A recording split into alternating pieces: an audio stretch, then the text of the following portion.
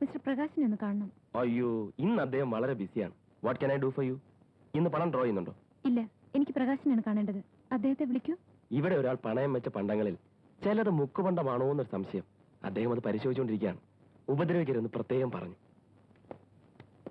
എന്താ വേണ്ടത്? എനിക്ക് ലോക്കറിൽ നിന്നൊരു നെക്ലസ് എടുക്കാനുണ്ട്. അതിപ്പോ നാളെ എടുത്താലും പോരെ? പോരാ, പ്രകാശ് അകത്തുണ്ടല്ലോ, ഞങ്ങൾ സംസാരിച്ച് ശരിയാക്കിക്കോളാം.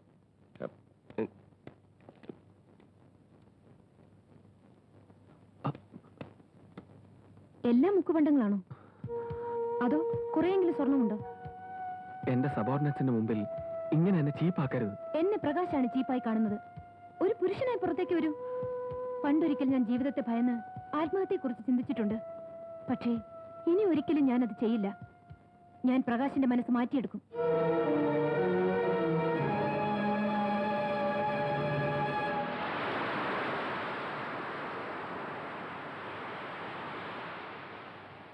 ഇത് നിസ്സാരമായ കാര്യമല്ലേ?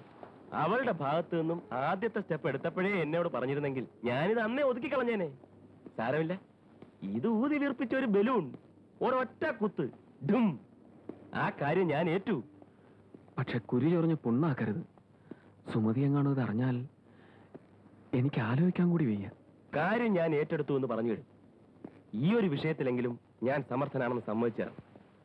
സ്ത്രീയുടെ ശരീരശാസ്ത്രവും മനഃശാസ്ത്രവും ഞാൻ ശരിക്ക് പഠിച്ചിട്ടുണ്ട്. ശാസ്ത്രീയമായ രീതിയിലുള്ള വിദ്യാഭ്യാസം 15-ാമത്തെ വയസ്സിലായി ഈ ഗെയിംസ് പഠിച്ചു തുടങ്ങി. അടുത്ത വീട്ടിൽ ഒരു ആന്റി ആയിരുന്നു ഗുരു. ആദ്യം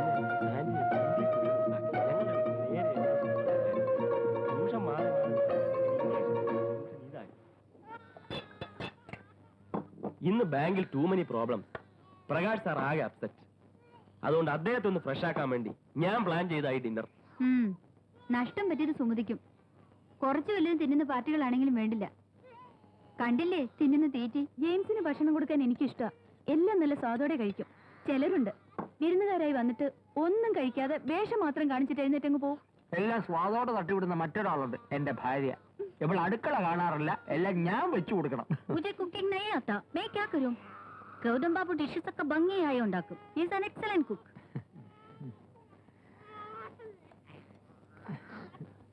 എന്തു പറ്റി? കരഞ്ഞപ്പോഴേ സംശയം ഉണ്ടായിരുന്നു, ഇപ്പോഴാ കൺഫേം ആയത്. ഇവൻ മറ്റവനെ പാസ്സാക്കി. ഞാൻ പോയി കഴിച്ചു വരാം. നോക്കില്ലടോ, അച്ഛൻ കഴിത്തരാം. ഈ കാര്യങ്ങളൊക്കെ ചിത്രക്ക് ചെയ്തൂടെ? ഒരു ദിവസം ഞാൻ മറിഞ്ഞു വിടങ്ങ് തൊലയും, അത് കഴിഞ്ഞ് നീ ടച്ച് ചെയ്തോളും.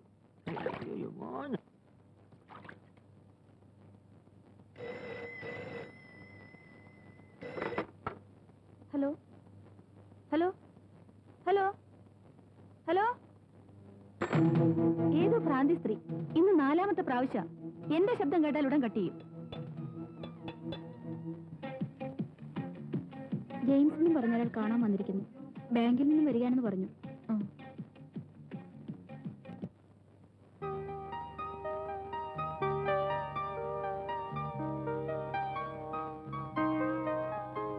എന്താ മിസ്റ്റർ ജെയിംസ്? ഒരു പ്രധാന പ്രശ്നം ചർച്ച ചെയ്യണം. പക്ഷേ അത് സാവധാനമാകാം. എനിക്ക് തിരക്കൊന്നുമില്ല. നിങ്ങൾ സംസാരിക്കാൻ ആഗ്രഹിക്കുന്നത് എന്താണെന്ന് എനിക്കറിയാം. എനിക്കത് കേൾക്കാൻ താല്പര്യമില്ല. അങ്ങനെ പറയരുത്. നിങ്ങൾ സുന്ദരിയാണ്, ബുദ്ധിമതിയാണ്. ആ സൗന്ദര്യവും ബുദ്ധിയും എങ്ങനെ പ്രയോജനപ്പെടുത്തണമെന്ന് മാത്രം നിങ്ങൾക്കറിയില്ല. എന്നെ പഠിപ്പിക്കണ്ട. അല്പസ്വല്പം പഠിപ്പിക്കാനും എനിക്ക് കഴിയുമെന്ന് കരുതിക്കൊള്ളൂ. തന്നെയുമല്ല, നിങ്ങൾക്ക് ആവശ്യമുള്ള വിഷയം പഠിപ്പിക്കാൻ പ്രകാശിനേക്കാൾ കഴിവും പരിചയവും എനിക്കാണുള്ളത്. പ്രകാശ് ഒരു പാവത്താനാണ്. അയാൾ ഒരു റൊമാൻറ്റിക് ഒന്നുമല്ല, പെർവർട്ടുമല്ല. നിങ്ങൾ ആ മനുഷ്യനെ അയാളുടെ പാട്ടിന് വിട്ടേക്കും. You need a pervert. ഇതാ ഏത് രീതിയിൽ അധപ്പതിക്കാനും തയ്യാറായി ഒരുത്തം നിൽക്കുന്നു. പ്രകാശ് പോകുന്ന ഗ്യാപ്പിൽ നിങ്ങൾക്ക് എന്നെ നിയമിക്കാം.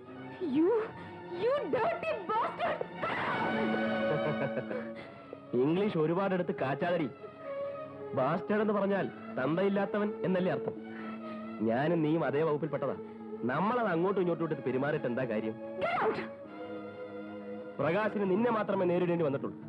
പക്ഷെ എനിക്ക് നിന്നെ പോലെ പലരെയും അറിയാം. 5 രൂപ മുതൽ 5000 രൂപ വരെ പ്രതിഫലം പറ്റുന്ന വേശികളെ ഞാൻ കണ്ടിട്ടുണ്ട്. വലിയ ബംഗ്ലാവും കാറും 10 ലക്ഷം രൂപ ഫിക്സഡ് ഡെപ്പോസിറ്റും ഉള്ളതുകൊണ്ട് നീ അവരെക്കാളൊന്നും മേലെ ആവുന്നില്ല.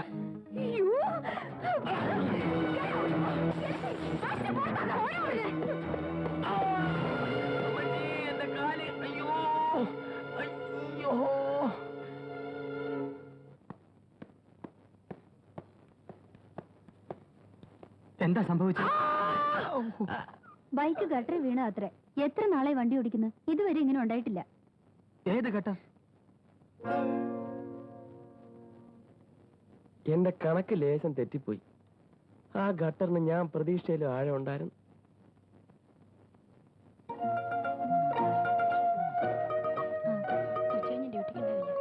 ഹോസ്പിറ്റലിലും ഗട്ടറോ?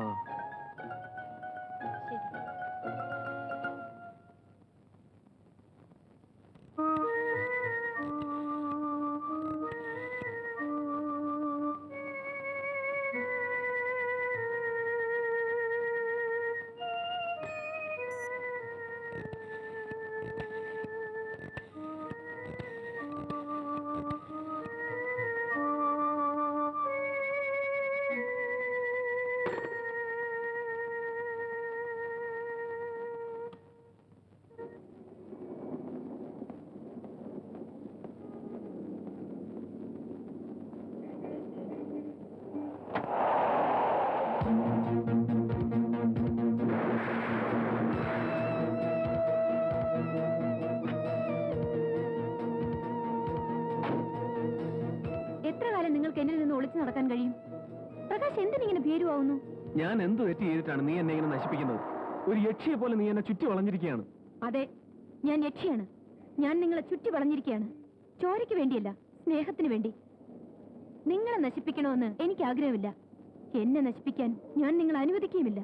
ഞാൻ നിന്നെ ചീത്തയാക്കിയിട്ടില്ല, നീ സ്വയം ചീത്തയാകുകയായിരുന്നു. അതിന് നീ എന്നെ കരുവാക്കുകയും ചെയ്തു. ഈ ആർഗ്യുമെന്റ്സ് നമ്മൾ എങ്ങും എത്തിക്കുകയില്ല പ്രകാശ്. എന്നെ സംബന്ധിച്ചിടത്തോളം പിൻവാങ്ങൽ മരണമാണ്. എന്നിൽ 2 രേണുകമാരുണ്ട്. ഒരു രേണുകയെ മാത്രമേ പ്രകാശിന് പരിചയമുള്ളൂ. രണ്ടാമത്തെ രേണുക ഉണർന്നാൽ അവളുടെ പിടിയിൽ നിന്ന് നിങ്ങളുടെ ഭാര്യയും മകനും രക്ഷപ്പെടുമെന്ന് കരുതണ്ട. എന്റെ സുമതി ഉണ്ണിയും നിന്നോട് എന്ത് തെറ്റ് ചെയ്തു? നിനക്ക് എന്തിനാണ് അവരോട് ഈ പക? അവരെ സ്നേഹിക്കുന്ന പോലെ പ്രകാശ് എന്നെയും സ്നേഹിക്കൂ. ഞാനൊരു പൂച്ചയെ പോലെ എന്റെ കിടപ്പറയുടെ മൂലയിൽ ഒതുങ്ങിക്കോളാം. ഇല്ലെങ്കിൽ മരണം വരെ നിങ്ങൾക്ക് അവരെ ഓർത്ത് കരയേണ്ടി വരും.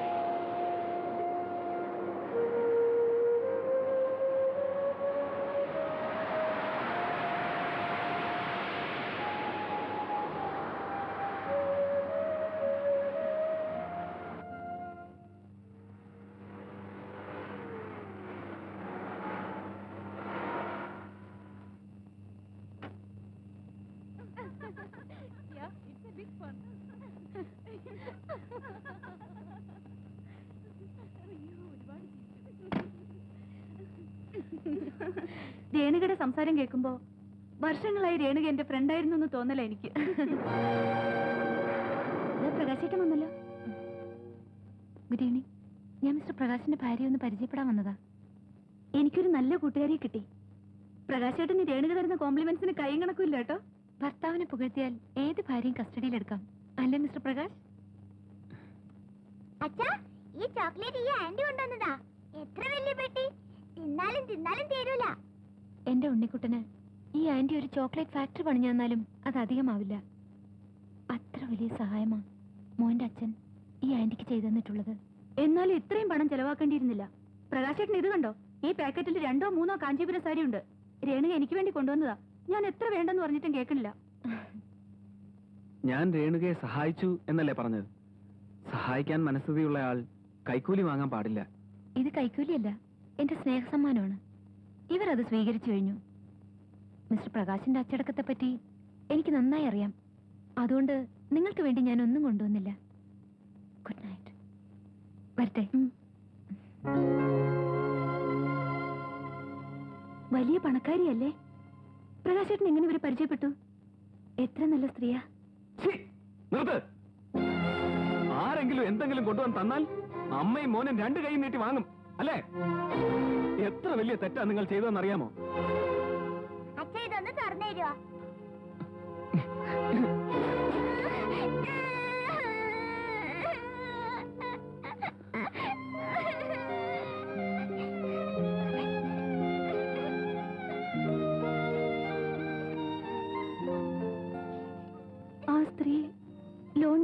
കൈക്കൂലി കൊണ്ടുവന്നാണല്ലേ? ഞാൻ അറിഞ്ഞില്ല. പെരുമാറ്റം കണ്ടപ്പോ എനിക്ക് തോന്നി അവരൊരു തറവാട്ടുകാരിയാണെന്ന്. പ്രകാശേട്ടൻ വിഷമിക്കണ്ട, ഞാനിതൊക്കെ ഇപ്പൊ തന്നെ കൊണ്ടുവന്ന് കൊടുത്തോളാം. അവരെനിക്ക് അഡ്രസ് തന്നിട്ടുണ്ട്. വേണ്ട, നീ അവിടെ പോണ്ട. സാധനങ്ങളൊക്കെ ഞാൻ കൊണ്ടുപോയി തിരിച്ചു കൊടുക്കാം. Yes, I must go.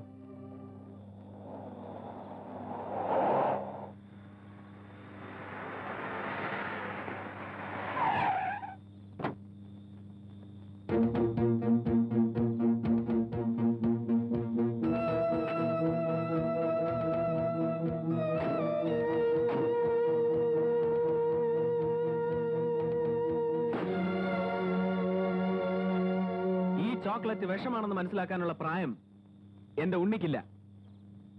ഈ സാരികൾ ശവം മൂടാനുള്ളതാണെന്ന് മനസ്സിലാക്കാനുള്ള കളങ്കം എന്റെ സുമതിക്കുമില്ല. നിനക്ക് മറ്റൊരു രേണുകയാവാൻ കഴിയുമെങ്കിൽ എനിക്ക് വേറൊരു പ്രകാശനമാകാൻ കഴിയും. അത് മറക്കണ്ട.